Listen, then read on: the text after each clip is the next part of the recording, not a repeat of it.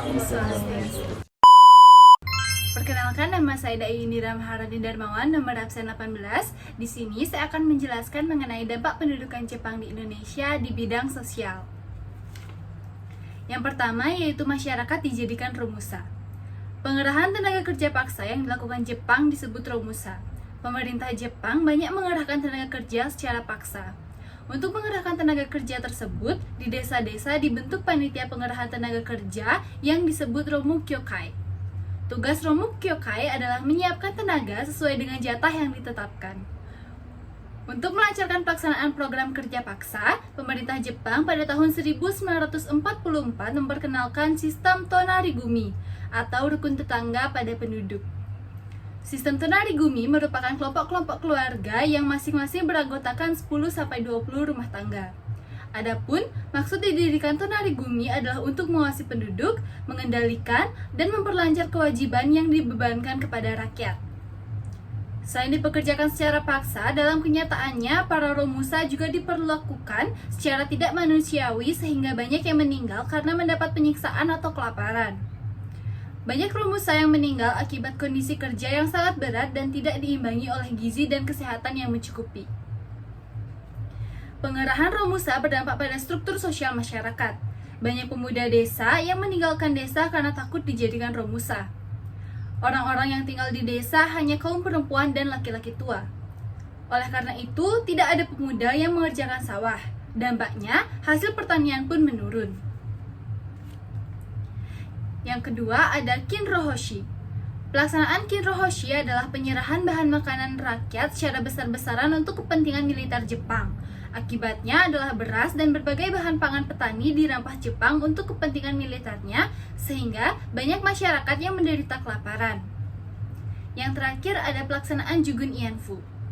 Selain pengerahan romusa, pemerintah Jepang juga merekrut para wanita dari berbagai negara Asia seperti Indonesia, Korea, dan Cina untuk dipekerjakan sebagai wanita penghibur tentara.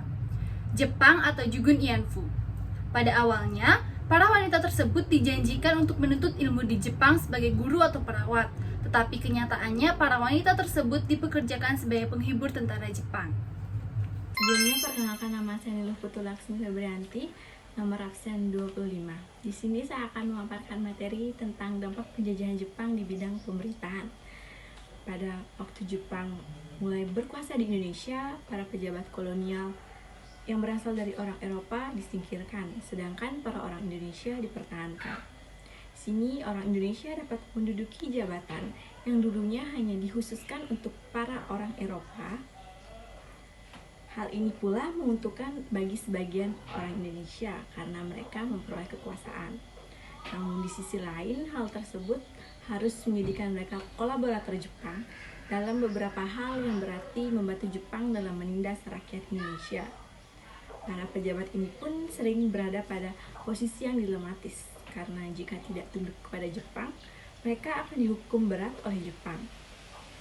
Namun setelah Jepang menyerah kepada sekutu dan Indonesia merdeka, mereka pun akan tetap salah dan menjadi sasaran kemarahan rakyat karena dulu sempat membantu Jepang dalam menindas para rakyat Indonesia. Perkenalkan, nama saya Gustawi Kristiani. Di sini saya ingin menjelaskan materi mengenai dampak di bidang budaya. Yang pertama, salah satu kebiasaan yang wajib dilakukan oleh masyarakat Indonesia adalah penghormatan kepada Kenohika, Kaisar Jepang yang diyakini sebagai keturunan Dewa Matahari. Yang kedua, yaitu mengurus sumber daya alam dan tenaga kerja Indonesia untuk mendukung kepentingan perang.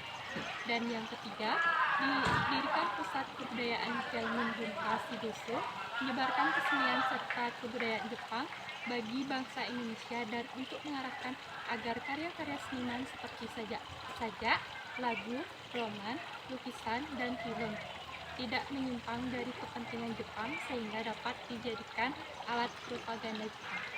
Perkenalkan, nama saya Nima Pramisi Utari, nomor absen 34. Di sini saya akan memaparkan materi dampak di bidang pendidikan. Kondisi pendidikan Indonesia pada masa pendudukan Jepang lebih berat dibandingkan masa pemerintah Hindia Belanda. Pada masa pendukungan Jepang, sistem pembelajaran dari kurikulum sekolah ditunjukkan bagi kepentingan perang. Pada pelajaran diberikan slogan Hako Ichiu. Hako Ichiu adalah suatu paham dari agama Shinto yang berarti 8 benang di bawah satu atap. Maksudnya, pembentukan suatu persemakmuran di bawah dominasi bahasa Jepang agar sampai ke pelajar-pelajar.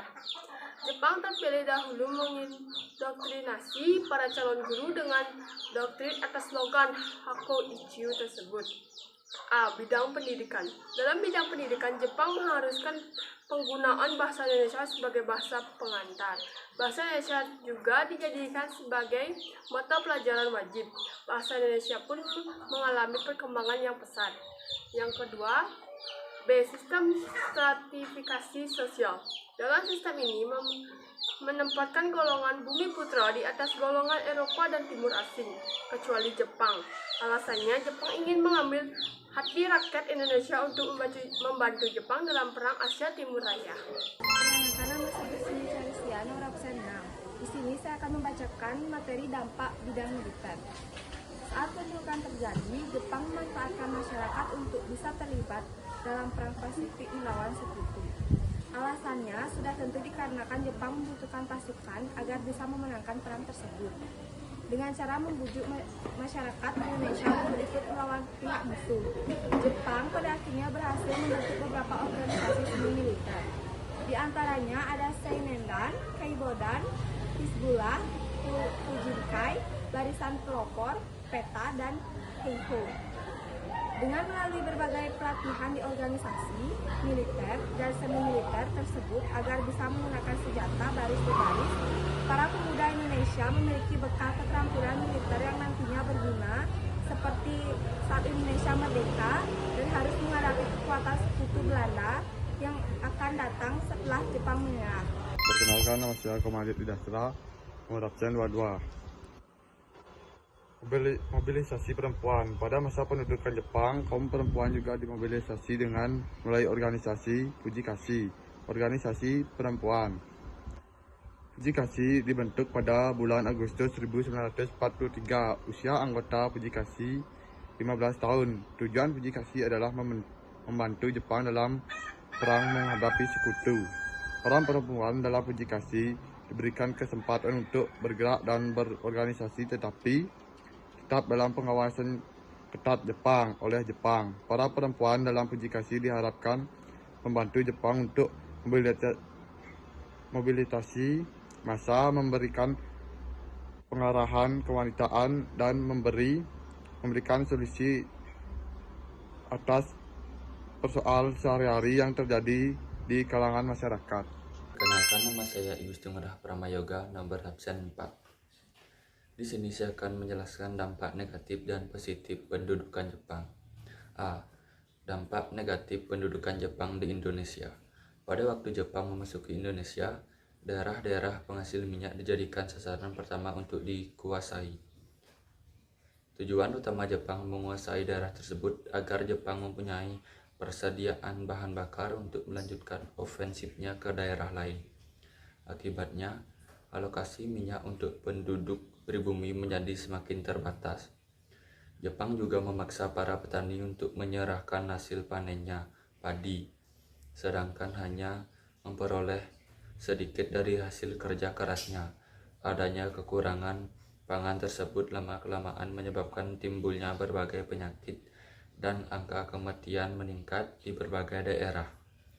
Adanya rumusan telah mengubah struktur sosial di perdesaan. Para pemuda yang takut direkrut menghilang dari desa dan pergi ke kota. B. Dampak positif pendudukan Jepang di Indonesia. Dampak positif pendudukan Jepang di Indonesia terlihat dengan munculnya kelompok-kelompok pemuda yang memiliki pengetahuan kemiliteran. Dalam bidang penggunaan bahasa, pemerintah pendudukan Jepang melarang penggunaan bahasa Belanda dalam kegiatan resmi pemerintahan.